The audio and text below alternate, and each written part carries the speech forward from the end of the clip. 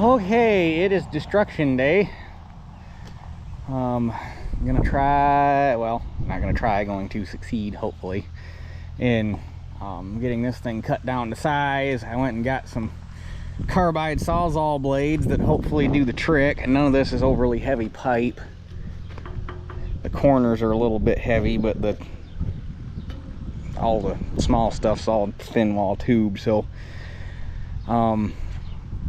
but gonna cut everything off the top except for the back. Probably gonna cut the back off. Have to measure it out. I'm thinking like 6 foot, 6.5, 7 foot, something like that. I'm hoping, have to measure.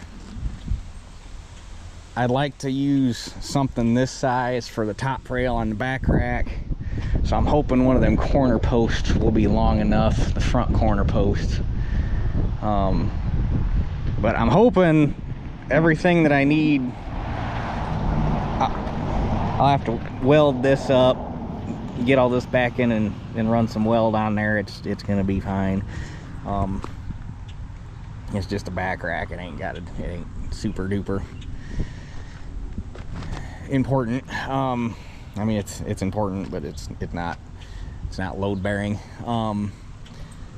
So I want to put a heavier stringer across the top, and then probably put a gusset in the corners. Have to measure it out and see. It looks like they made this thing to go damn near 3 bales wide. So have to measure out, see how wide it is, but see what makes sense. But I want to put from, I don't know, come like 2 feet up and 2 feet back, and put gussets in to keep it from tipping back. And I'm hoping that I can get most of the steel that I need to do all that out of this. The only other thing I'll probably do is probably get some flat stock and gusset the corners on the cross members, just to give them a little extra strength, because it is just pipe, and they crushed the ends to get them to match better. So just put some gussets in there and call her square. So, but it's a good frame, might as well use it. And then just plank it. There's what, 1 2 3 4 5 6. That doesn't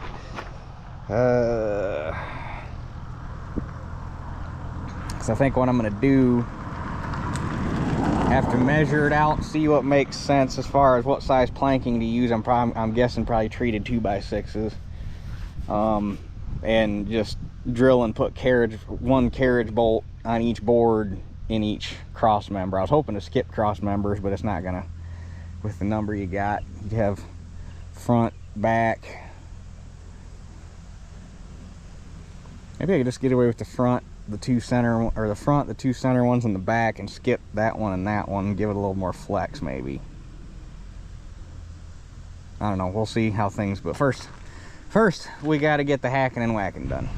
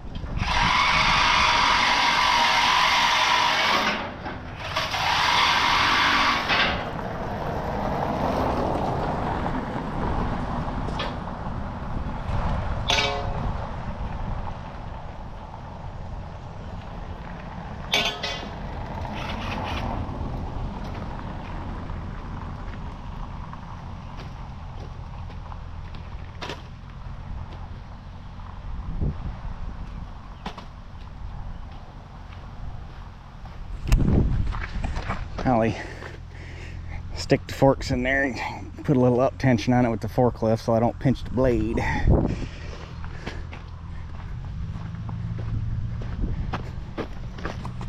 Set you there. I can haul somewhere.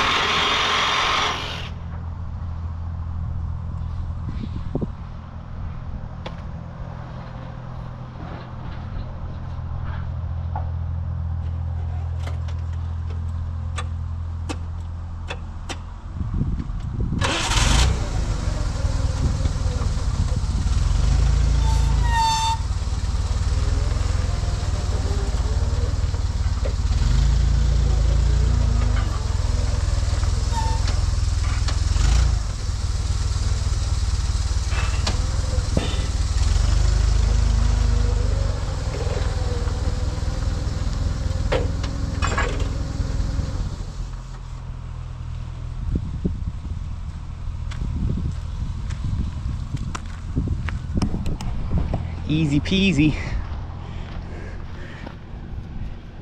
They really should have either capped them pipes when they built this or drilled some drain holes in it so that they wouldn't rust from the inside out.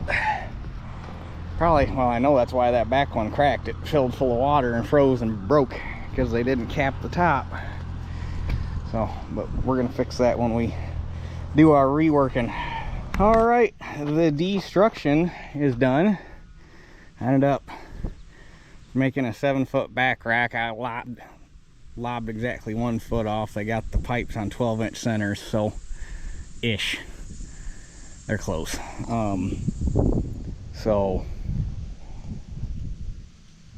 And naturally, rack's 9 foot wide.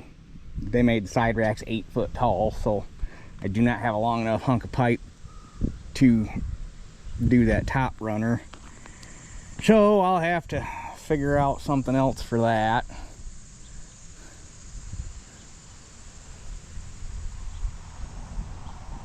Wish we had some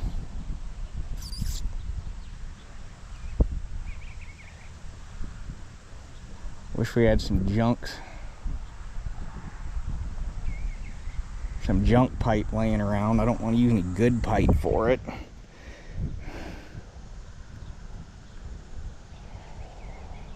I don't know, figure that out, cross that bridge when we get to it.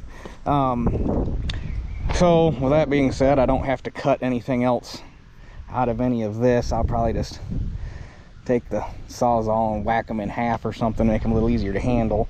I did these 2 pieces right here. I cut out from above the doors, or the door on this side, these should make a perfect gusset for the corners of the rack, like so. So I did get pipe out of here to do that part.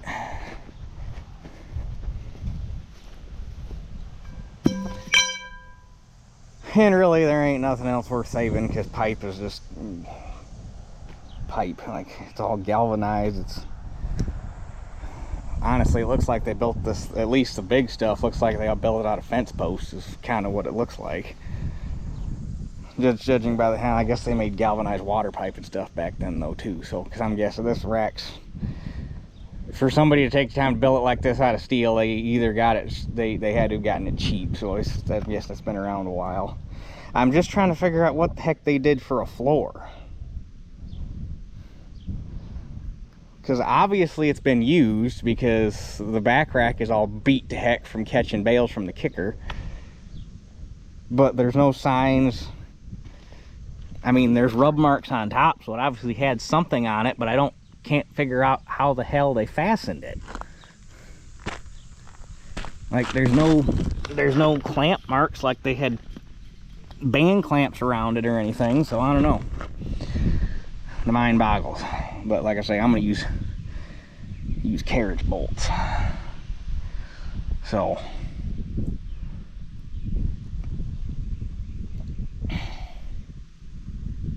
that's the plan anyhow. I was thinking of trying to use some sort of self-tapper, but it's like, that's a lot of work when you can just take a drill a hole through it and put a bolt in it and be done. So carriage bolts are cheap. The only thing that'd suck is if just by chance, and you should be able to plan around it, but if you ended up having one land here, which you could solve that by just drilling all the way through and putting a bolt all the way through, but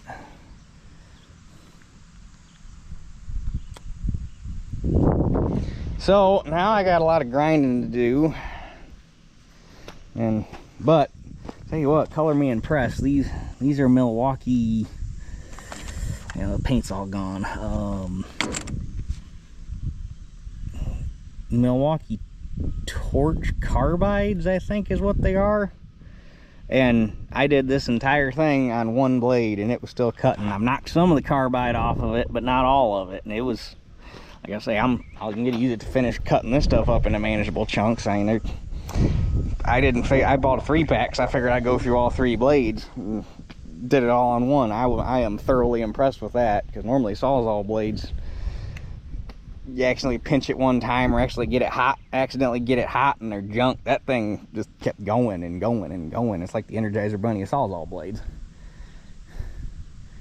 So anyhow, I'm gonna cut this stuff up real quick, get that cleaned up, and then grab a grinder and start cleaning this all up.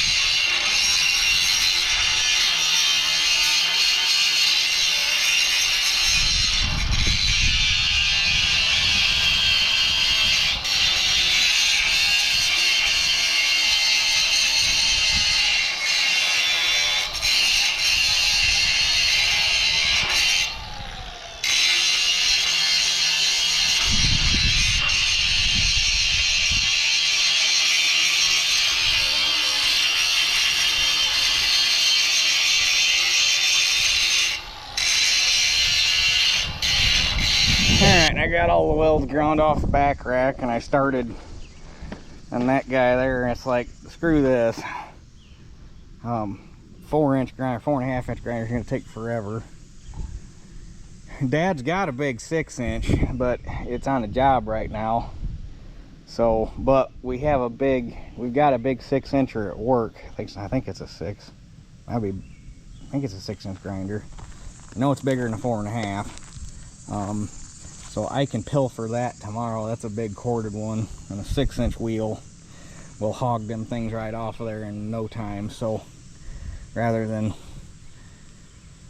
spending a lot of time with a 4.5-inch grinder and burning up a bunch of wheels, I'm gonna go that route. I'll just pilfer that from work tomorrow, and we'll get them things off there. And then tomorrow we'll start doing some welding out. Don't ask me why I noticed it, but I started feeling around and noticed, well, that one's welded all the way around. That one is. A couple of these weren't welded on the bottom. That one is. That one is not. Maybe it's just these back two. Why they would weld all the front four all on the bottom and not. Anyhow, do some more investigating. If those aren't welded on the bottom, we'll flip it up on its side and get those welded. And then, like I say, I'm going to put some gussets in on all the cross members, just for a little added strength, give them some more surface area. And we'll gusset that, tube across the top, and I have to fix this guy, which I probably just cut that out, weld a new one in.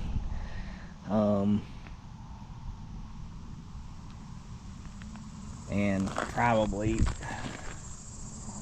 got that one there, probably add one on the back. Why they have one up here and not one back there, I don't know, but it would make sense to have one back there. And then after that, it's ready for a decking. Oh, and I'm going to, probably won't get that far until it's time to set it on the wagon, but gonna weld some plates to the bottom of this so I could bolt it to some 4x4s to get it up off the gear a little higher for some more tire clearance. Plus it'll run quieter, so it won't be steel on steel. The 4x4s will, when you bounce, it won't be bam, bam, bam, it'll be thud, thud, thud. So, but I'm gonna call it for the night. I'm gonna do some measuring, figure out what I want to do as far as decking. 2x6s are probably going to be, treated 2x6s are probably going to be the ticket, if I can get them long enough. Probably going to have to go to Menards for that. So yeah, hard part's done. So we'll catch you guys tomorrow, do a little more grinding and some welding. All right, we're back. I want to finish up grinding this thing. We've actually got, supposedly, sounds like we're actually going to get a decent shot of rain.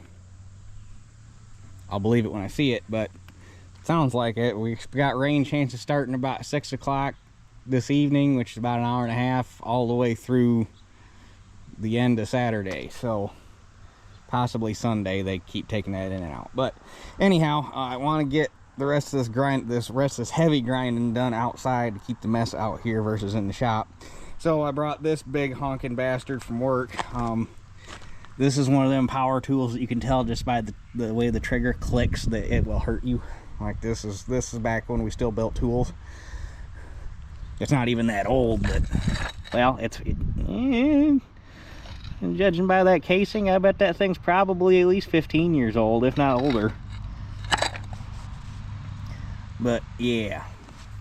So, but I am a righty, so I'm going to flip that handle over to the other side, and then we're going to get to grinding. That thing ought to hog this stuff off like nothing, I would think.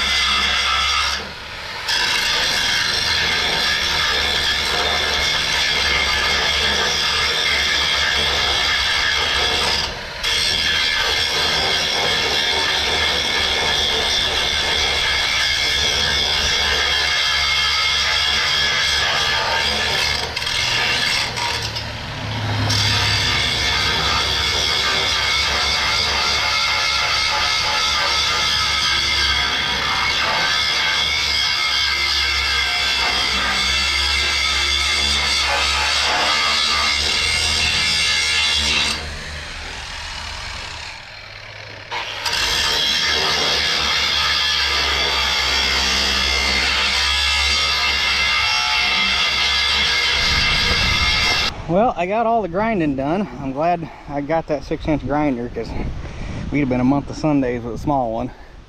Actually, by the tag, that's actually a 9-inch grinder, which explains why it was so freaking massive compared to the wheel. But our storm is about here, and this thing is 3 inches too wide to fit through the door in the garage, so I gotta regroup on that. So I'm gonna set this thing aside for a hot minute and get the forklift put away while this thing blows over, and figure out what I'm gonna do here, because the next few days are not gonna be too conducive to welding outdoors, so we got to figure that out. Well, the rain has showed up. We had the initial really hard blast, and then this is the stuff behind it. It needs to rain like this for about 4 or 5 hours is what it needs to do. But I'm gonna have to, people need to slow the frick down. I'm gonna need to work on this down in the barn, because like I say, it won't fit in there. And I'm not gonna screw with moving stuff around and trying to get stuff down there here in the rain. Because I have to get the generator out to run the welder, and it's just gonna be a little bit of a project to get set up to do it. So, and since the destruction phase is over and we're gonna start the construction phase, I guess it's a good breaking point for the video. So I think I'm gonna go ahead and get this thing thrown together and up, and then I'm gonna hook onto the trailer and head over to the Menards and pick up the lumber I need. I need 17 2x6 18s and 2 2x4 12s to make the deck and the new stringer, or new runners. So, but hopefully it keeps raining, because we need more than this. We probably got a 1/4 inch out of it so far, maybe, and we need like an inch, inch and a half, 2 inches is what we need. So fingers crossed for more rain. We shall see. But anyhow, that's it for this one. I'll catch you guys on the next one.